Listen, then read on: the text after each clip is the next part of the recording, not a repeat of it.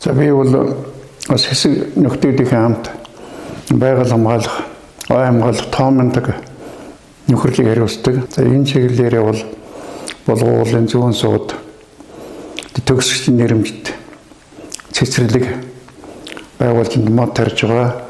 Тэгээ энэ бол бас 1% нэмэр гэж үзэж болох баг. Нөгөө талаасаа бол Ахмад Бахсрын өргөөг төсөглөөд экологийн сургалтын төв байгуулсан багийн иргэд Ахмад Бахсар экологийн боловсрол экологийн сурвалж сурталчилгаанд бол бас хамрагддаг.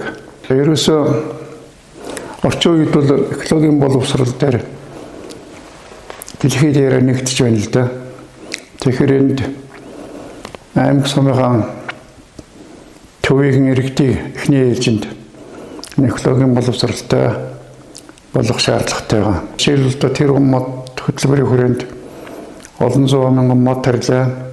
Тэгээд л одоо малтай иргэд малаа оруулаад ингээд мод утны бараг хагас хувийн буцаад сүйтгэж байна шүү дээ.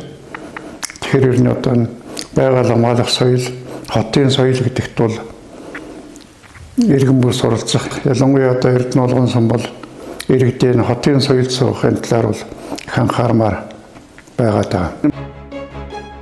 Байгаль хамгаалах ажил иргэдийн соёлжлолтоос зэрлсэн одоо хотын соёлыг иргэдэд төлөвшүүлэхээс л эхлэх нь зүйтэй.